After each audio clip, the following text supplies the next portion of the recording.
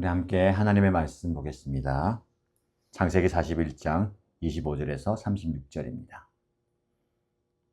오늘 저와 여러분들이 함께 묵상할 말씀은 창세기 41장 25절에서 36절입니다. 같이 읽겠습니다. 요셉이 바로에게 말하였다. 임금님께서 두 번 꾸신 꿈의 내용은 다 같은 것입니다. 임금님께서 장차 하셔야 할 일을 하나님이 보여주신 것입니다. 그 좋은 암소 7마리는 7해를 말하고 잘 여문 이삭 7개도 7해를 말하는 것입니다. 두 꿈이 다 같은 내용입니다. 뒤따라 나온 야위고 흉측한 암소 7마리나 열풍에 말라버린 쓸모없는 이삭 7개도 역시 7해를 말합니다. 이것들은 흉년 7해를 말하는 것입니다. 이제 제가 임금님께 말씀드린 바와 같이 임금님께서 앞으로 하셔야 할 일을 하나님이 보여주신 것입니다. 앞으로 올 7해 동안에는 온 이집트 땅에 큰 풍년이 들 것입니다. 그런데 곧 이어서 7해 동안 흉년이 들 것입니다. 그렇게 되면 이집트 땅에 언제 풍년이 있었더냐는 듯이 지나간 일을 다 잊어버리게 될 것입니다. 그리고 기근이 이 땅을 황폐하게 할 것입니다. 풍년이 든 다음에 오는 흉년은 너무나도 심하여서 이집트 땅에서는 아무도 그 전에 풍년이 든 일을 기억하지 못할 것입니다. 임금님께서 같은 꿈을 두 번이나 거듭 꾸신 것은 하나님이 이 일을 하시기로 이미 결정하시고 그 일을 꼭 그대로 하시겠다는 것을 말씀해 주시는 것입니다. 이제 임금님께서는 명철하고 슬기로운 사람을 책임자로 세우셔서 이집트 땅을 다스리게 하시는 것이 좋을 듯합니다. 임금님께서는 전국의 관리들을 임명하셔서 풍년이 계속되는 7해 동안에 이집트 땅에서 거둔 것의 5분의 1을 해마다 받아들이도록 하심이 좋을 듯합니다. 앞으로 올 풍년에 그 관리들은 온갖 먹거리를 거두어 드리고 임금님의 권한 아래 각 성읍의 곡식을 갈무리하도록 하십시오. 이 먹거리는 이집트 땅에서 7해 동안 이어갈 흉년에 대비해서 그때 이 나라 사람들이 먹을 수 있도록 갈무리해 두셔야 합니다. 그렇게 하시면 기근이 이 나라를 망하게 하지 못할 것입니다. 아멘. 오늘도 하나님의 은혜가 여러분의 삶 가운데 가득 차고 넘치길 축복합니다. 저는 여러분의 기도 덕분에 아내와 함께 가정교회 목회자 컨퍼런스 잘 참여하고 은혜 받고 도전받는 중입니다. 계속해서 모든 일정 가운데 하나님께서 함께 하실 수 있도록 큰 은혜와 도전의 시간 될 수 있도록 기도해 주시기 바랍니다. 저도 이곳에서 여러분들을 위해서 기도하고 있습니다.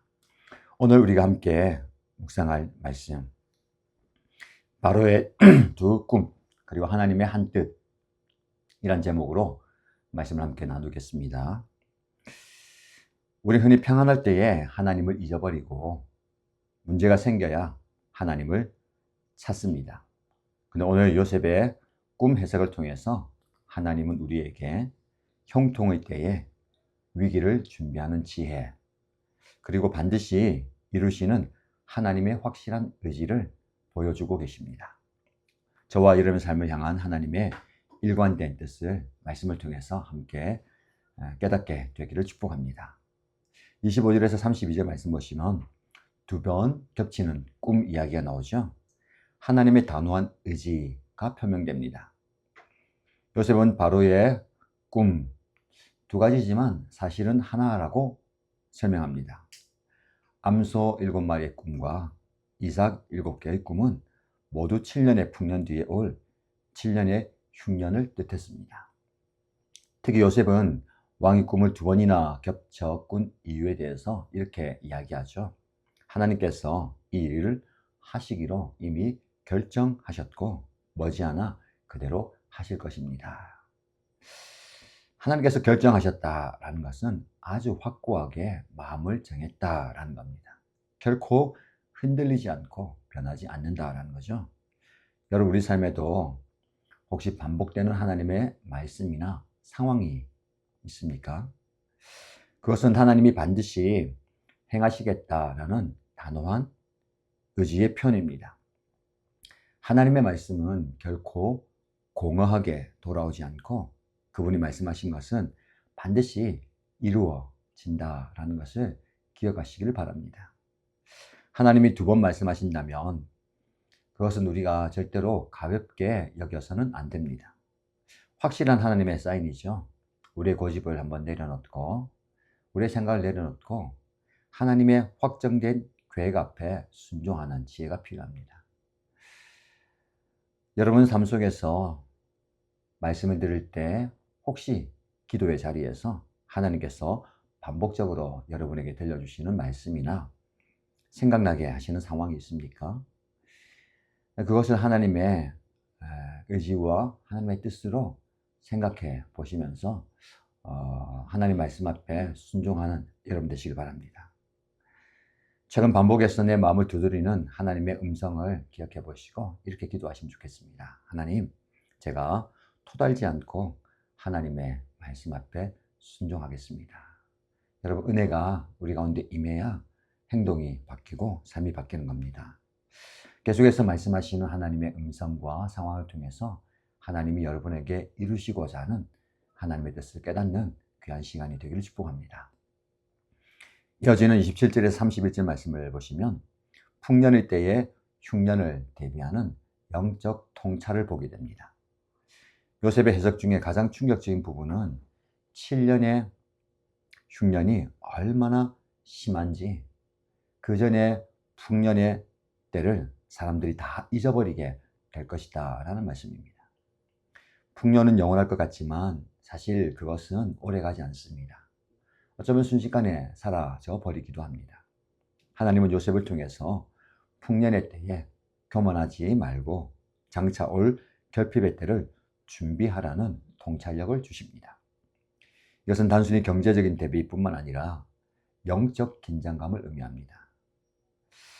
저와 여러분에게 필요한 것이 이런 영적 긴장감 같습니다. 우리가 잘 나갈 때에, 우리가 편안할 때에 하나님을 더욱더 의지해야 할 이유가 바로 여기에 있습니다. 풍요에 취해서 내가 받은 은혜에 취해서 하나님을 잊어버리면 기근이 왔을 때에 우리는 영적으로 완전히 고사하고 말게 될 겁니다. 지금 여러분이 풍년의 때를 지나고 있으십니까? 평안함의 때를 지나고 하나님 주신 은혜 가운데 기쁨의 때를 지나고 있습니까? 그때가 바로 미래의 흉년을 위해서 은혜의 곳간을 채워가야 할 때임을 기억하십시오. 지금 은혜를 많이 경험하고 누리고 쌓아줘야 됩니다. 은혜가 떨어지면 기근의 때가 올 겁니다. 영적 기근의 때. 그러면 불평하게 되고 원망하게 되고 주변을 돌아볼 수 없습니다. 하나님 은혜 주실 때에 그 은혜를 간직하시고 풍성하게 소유하시고 누리시기 바랍니다. 그리고 기근의 때에 그 은혜에 힘입어서 그 은혜로 감사하면서 기쁨으로 순종하고 섬기며 나아가는 저와 여러분 되면 좋겠습니다. 여러분 지금 평안하고 풍요롭다는 이유로 혹시 영적 긴장감을 늦추고 있거나 놓치고 있지 않습니까? 여러분의 영혼의 곳간에 시련의 때를 견딜 만한 말씀과 기도의 양식, 은혜가 가득 채워져 있습니까? 오늘 여러분의 삶의 자리에서 혹시 앞으로 다가올 인생의 갑작스러운 가뭄을 대비하면서 은혜를 여러분의 영적 곳간에 채워 가시기를 축복합니다. 이어지는 33절에서 36절 말씀에 하나님이 주신 대안, 명철하고 지혜로운 요셉의 모습을 보게 됩니다. 여러분, 요셉은 해석에만 그치지 않고요, 구체적인 대안을 제시합니다. 명철하고 지혜로운 사람을 찾아서 이집트 땅을 다스리게 하십시오 라고 하죠. 분별력 있는 사람, 그리고 실천적인 지식 있는 사람을 찾으라는 겁니다. 여러분, 하나님의 계획은 사람을 통해서 구체화됩니다. 요셉은 기근을 재앙으로 끝내지 않고 오히려 모든 사람을 구원하는 기회로 바꿀 수 있는 사람을 세우라고 건의하죠. 여러분, 하나님은 이 시대를 향한 요셉을 통한 꿈을 보여주실 뿐만 아니라 그 꿈을 살아낼 사람을 찾으십니다. 윌리엄 캐넌은 이렇게 얘기합니다.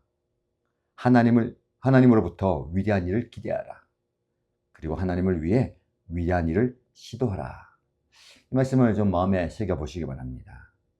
요셉은 비록 죄수의 몸이었지만 하나님이 주시는 지혜로 그 큰 제국 이집트, 더 나가서 주변의 많은 사람들의 살 길을 제시합니다.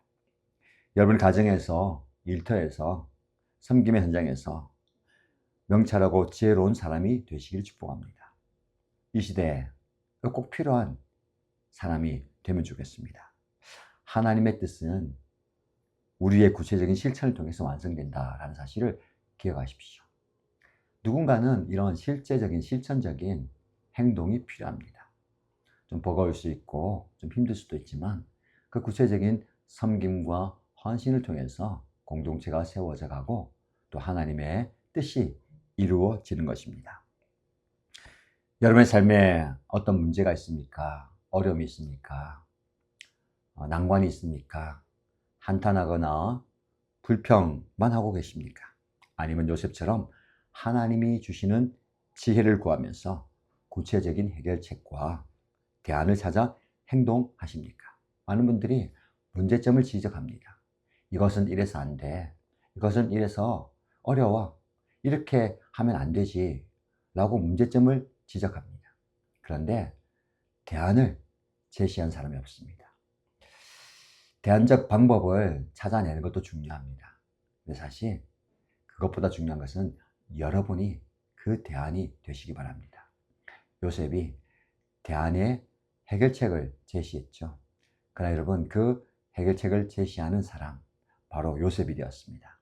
여러분, 저와 여러분들이 문제점을 찾아서 그 문제를 드러내는 사람이 아니라 그 문제점을 해결해내는 대안이 되면 좋겠습니다.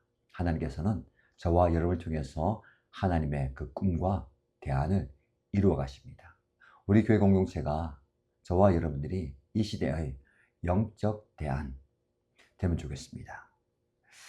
오늘 여러분의 가정이나 직장에서 사회 현장에서 계속해서 겪고 있는 고질적인 문제, 어려움이 있습니까? 난관, 부딪히는 그 상황이 있습니까? 이렇게 함께 기도하십시다. 하나님, 제가 요셉처럼 하나님이 주시는 명철과 지혜를 발휘해서 이 문제를 해결할 대안을 찾게 하소서. 대안을 허락하소서. 더 나아가서 제가 이 문제를 해결하는 대안의 사람이 되겠습니다. 라고 기도하면 좋겠습니다. 그러면서 당장 실천할 수 있는 작은 한 가지 그 일을 저와 여러분들이 감당하게 되기를 주님의 이름으로 축복합니다. 오늘 말씀을 기억하십시오. 바로의 두 꿈과 하나님의 한 뜻. 하나님은 당신의 뜻을 이루기 위해서 사람을 부르시고 예비하시고 세우시죠.